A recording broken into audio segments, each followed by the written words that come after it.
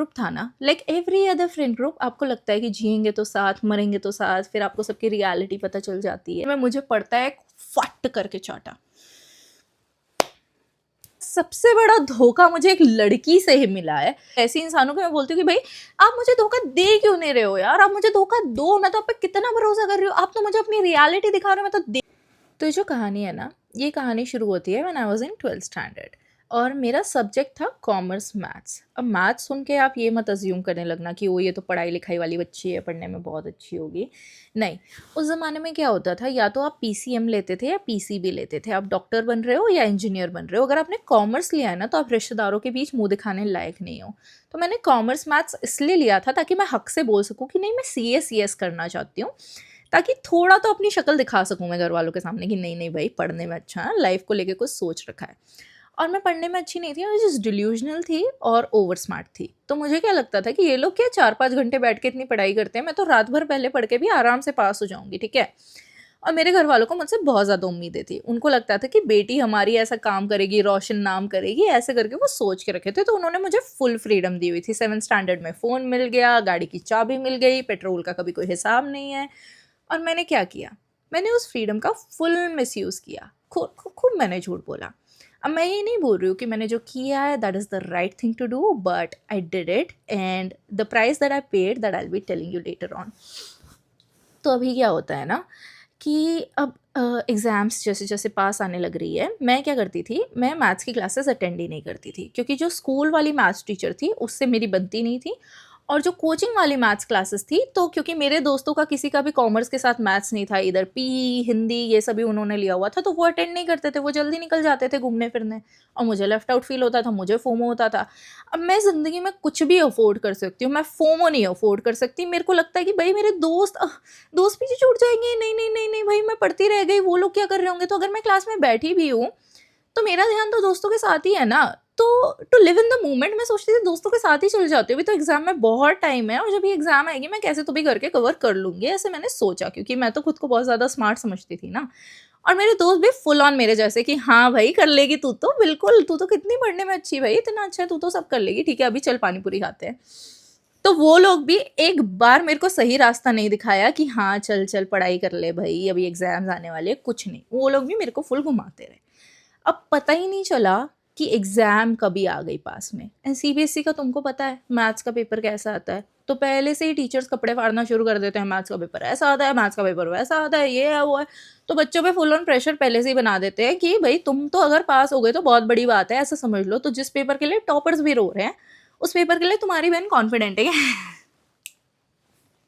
फालतू ही रो रहे हो भाई, क्या ही है, ऐसा क्या ही आ जाएगा पेपर में।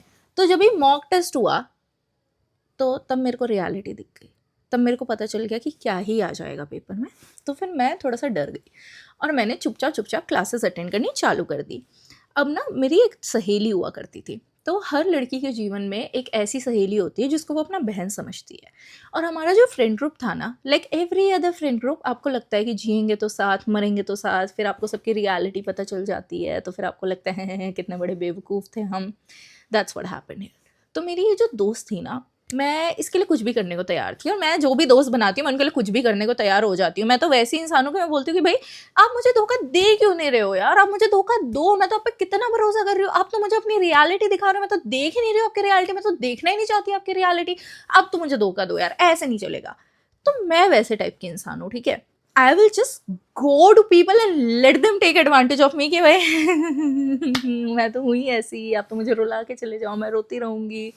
तो एनीवेज मेरी ये जो दोस्त थी, she use to be my friend just to like, उसके पास गाड़ी नहीं थी तो मैं मेरी गाड़ी से घुमा दूँ, एंड उसको पॉकेट मनी कम मिलती थी तो मैं पैसे देना है, लाइक ठीक है, आई वाज फाइन कि चलो दोस्त है भाई, दोस्ती में कौन ये सब काउंट करता है, उस दिन 12th स्टैंडर्ड बच्चे होते हैं, सब ठीक है, चल रही है ज़िंदगी, बढ़िया चल रही है।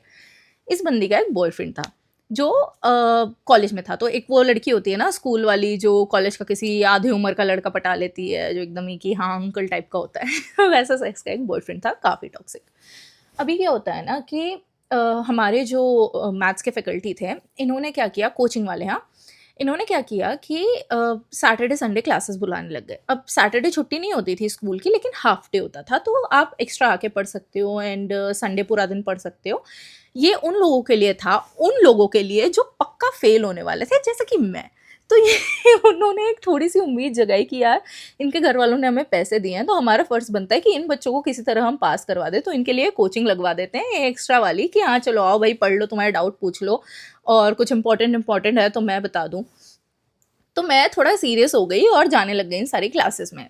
अब आ रहा था वैलेंटाइन्स डे और मैं जन्मजात सिंगल, मेरी तरफ किसी लड़के ने आँख उठा के नहीं देखा और मेरे को किसी लड़के में कभी इंटरेस्ट आया नहीं। मैंने ये सोच के रखा था कि हाँ, ऐसे लव स्टोरी जैसी होगी, लव लेटर लिखेंगे, वो अलग कहानी हो, बाद में सुनाऊँगी। तो मेरे जन्मजात सिंगल मेरे सारे लड़के दोस्त थे। So I used to be like भाई of the group and I had nothing going on with any गाय।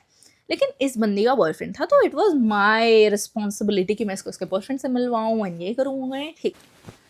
अब क्या होता है ना कि हमारी बहुत इम्पोर्टेंट मैथ्स की क्लास थी ऑन संडे एंड उस दिन ना बिल्कुल स्ट्रिक्टली बोला गया था कि जो भी इंसान ये वाली क्लास बंक करने वाला है ना, उस इंसान के घर तो हम पर्सनली कॉल करके बता देंगे कि भाई हमसे कोई उम्मीद मत रखना, तुम्हारा बच्चा फेल होने वाला है। डोंट कम एट अस कि यार आपने कैसा पढ़ाया है, हमने आपको इतने पैसे दिए तब भी हमारा बच्चा मैथ्स में फेल हो गया, ये क्या है वो क्या है। तो पक्के से आपको इस क्लास में प्रेजेंट ज़रूर रहना है, ठीक है। तो मैंने बोला ठीक है पक्का आ जाऊंगी and that day was 7th of February, rose day था उस दिन, संडे था उस दिन।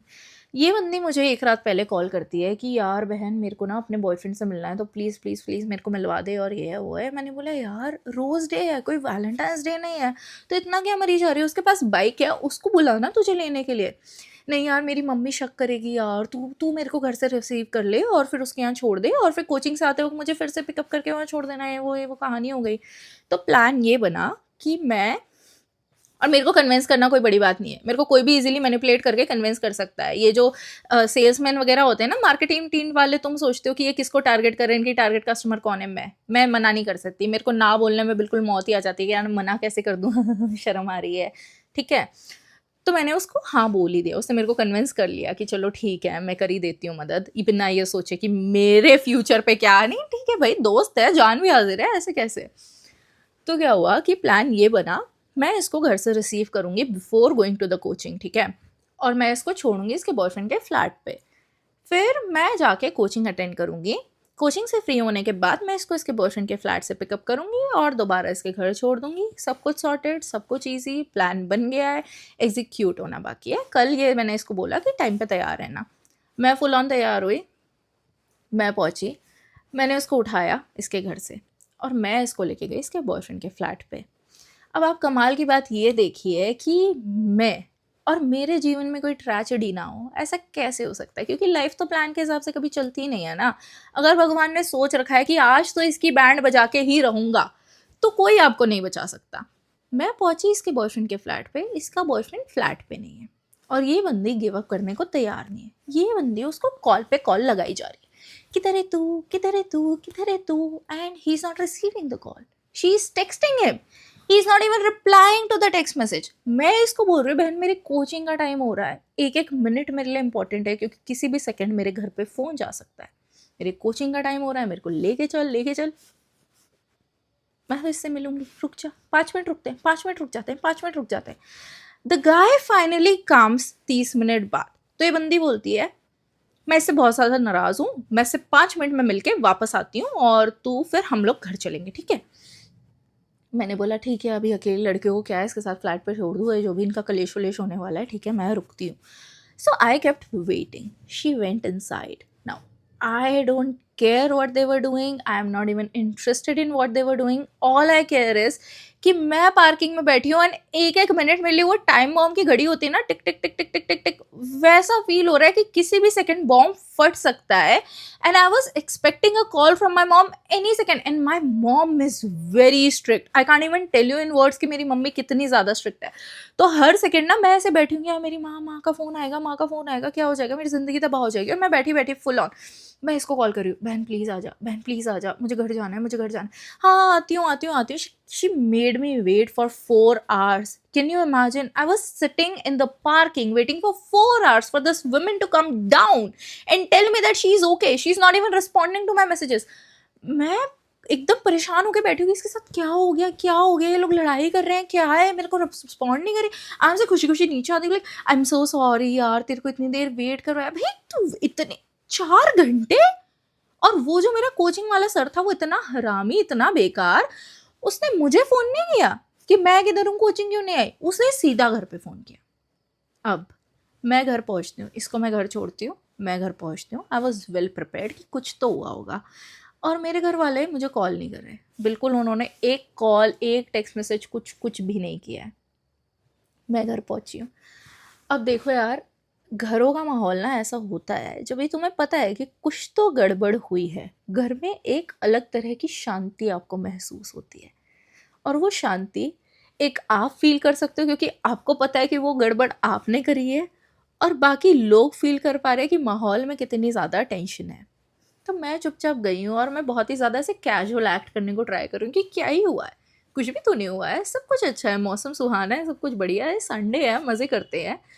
तो मैं आई, मैंने अपनी बढ़िया स्लीपर्स उतारी और फिर मैं आराम से गई और फिर कपड़े चेंज करने लगी, और फिर मैंने देखा मम्मी भी अपना काम कर रही है, पापा भी अपना काम कर रहे हैं, भाई चुपचाप बैठा है, कोई किसी से बात नहीं कर रहा है।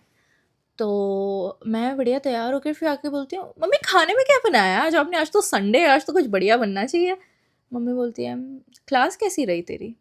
एंड मैं देखो एक्टिंग भाई ऑस्कर कोई देता होता तो उसी सेकंड मुझे दे देता, मैं कितना अच्छा एक्ट कर रही हूँ, बोल रही हूँ बहुत ही ज़्यादा अच्छी थी मम्मी, पता है एक इतना इंपॉर्टेंट क्वेश्चन है जो मिस आउट हो गया था, बट अगर आज नहीं जाती ना तो पता नहीं फुल ऑन मेरे तो क्या ही हो जाता, ये है वो है, फुल ऐसे एक्ट कर रही हो है ना। मेरी माँ मुझे बोलती है, सर का फ़ोन आया था तेरे। बोला अच्छा क्या बोल रहे थे, इसके बाद भी गिव अप नहीं हो रहा है, इसके बाद भी ये नहीं है कि एकदम एडमिट कर दे कि हाँ मेरे से गलती हो गई है, मुझे माफ़ कर दो, एकदम एकदम दया की भीख नहीं मांगी जा रही है। इसके बाद भी मैं कह रही हूँ कि हाँ हाँ, क्या क्या बोल रहे थे सर, ऐसे क्या हो गया, मुझे ही बता देते, मैं ही आपको बता देती भरोसा नहीं है क्या मुझ पर, बताओ बताओ क्या बोले। यही बोल रहे थे कि तू क्लास नहीं आई है। ऐसा कैसे है, मैं गई थी, पता नहीं शायद उन्होंने आपको फ़ोन किया होगा, उसके बाद मैं पहुंची होंगी।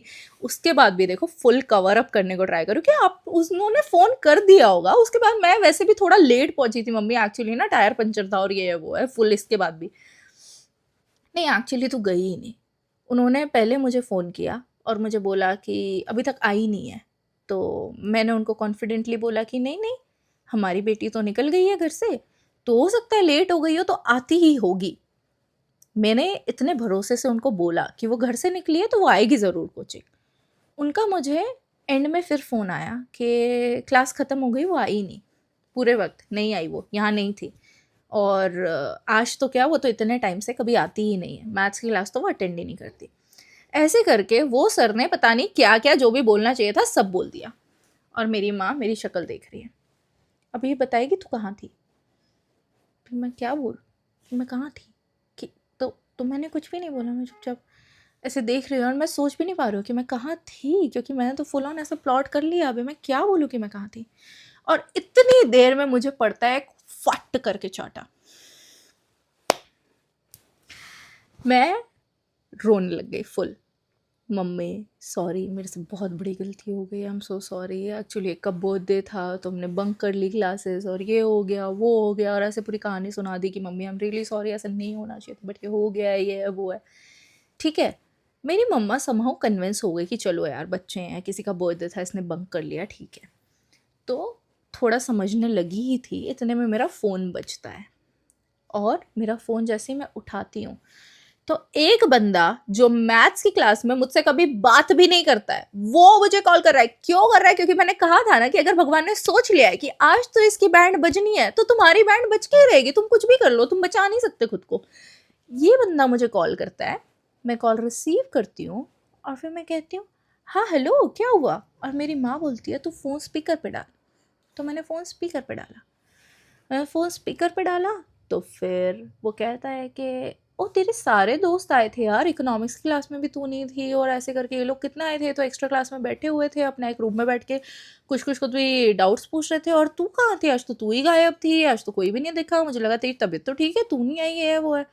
नाउ माई मॉम नोज, क्योंकि मैंने बोला था कि मैं जिन लोगों के साथ थी, ये बंदा कह रहा है कि वो लोग बैठ के मेरा वेट कर रहे थे एक अलग क्लास में बैठ के, तो मैं कहाँ थी, मैं इन लोगों के साथ भी नहीं थी मतलब।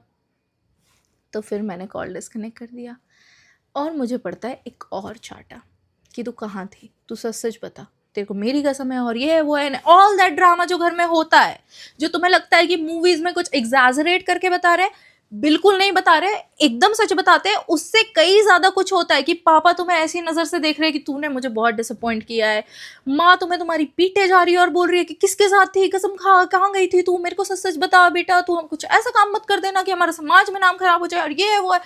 और ये सारी चीजें मैं सुन रही हूँ ना, चुपचाप सुन रही हूँ और रोए जा रही हूँ, and I don't know what to do, क्योंकि मैं तो ऐसा है कि जान जाए पर दोस्ती ना जाए। I can never snitch on my best friend, so I am just crying there standing कि क्या हो गया, मैं क्या करूँ।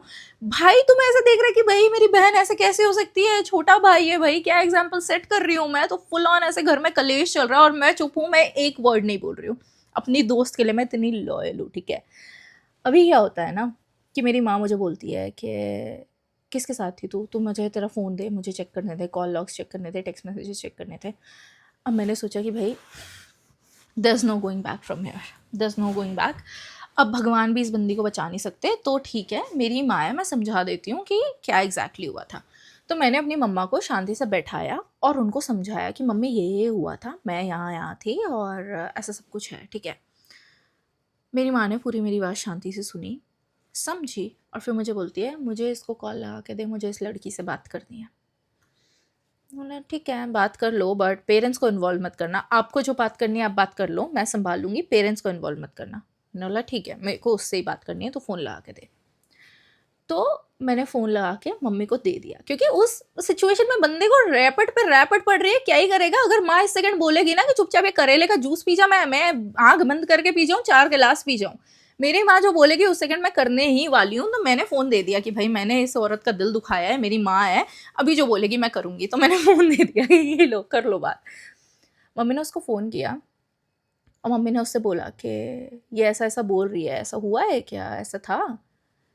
आई किड यू नॉट, ये लड़की ने उससे मेरा ना उस दिन मानव जाति से पूरी तरह विश्वास उठ गया। उस दिन के बाद मैं जीवन में कभी किसी पे भरोसा कर नहीं पाई हूँ जिस लेवल का भरोसा मैं लोगों पे किया करती थी। एंड उस दिन मुझे एक्चुअली में पता चला कि ये गर्ल सपोर्ट गर्ल्स, एंड हम तो बहनें होती हैं और लड़कियां ऐसी लड़कियां वैसी, womanhood this womanhood that. I am telling you, मेरे जीवन का सबसे बड़ा धोखा मुझे एक लड़की से ही मिला है। तो मेरी माँ ने बोला कि हाँ बेटा एक सेकंड, आपकी आवाज़ नहीं है, आप ना फिर से बोलोगे क्या बोल रहे थे। मेरी माँ ने स्पीकर पे डाला और ये बंदी क्या कहती है, aunty I am really sorry, I don't no Kritika किसके साथ थी, अभी क्योंकि वो पकड़ी गई है तो कवर अप करने के लिए मेरा नाम ले रही है, बट मैं तो घर पे ही थी, मैं तो कहीं नहीं गई। एंड आप प्लीज उसको कुछ मत बोलना, वो डर गई होगी इसलिए घबरा के कुछ भी बोल रही है, आई होप यू अंडरस्टैंड। भाई साहब मेरे को समझ नहीं आया मैं कैसे रिएक्ट करूं।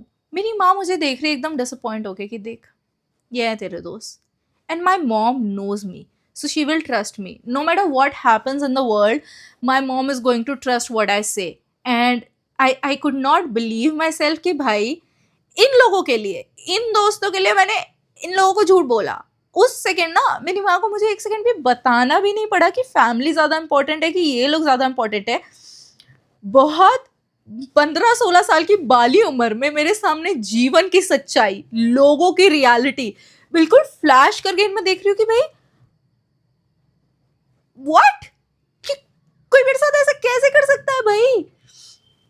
अब ठीक है, अब क्या होता है कि मम्मी कॉल डिस्कनेक्ट कर देती है और मम्मी फ़ोन साइड में रख देती है। हाँ फिर मुझसे पूछती है कि क्या करना है आप, हाँ बताओ क्या करना है।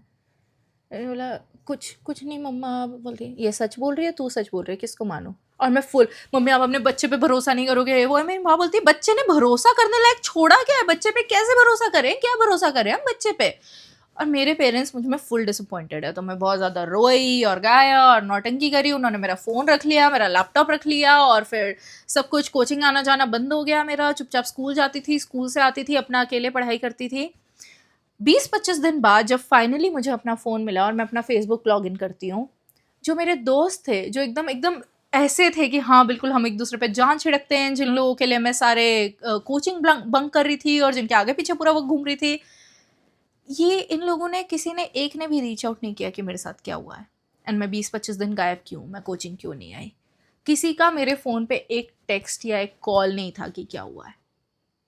And that very day, I got to know what my priorities should be. That's how life is.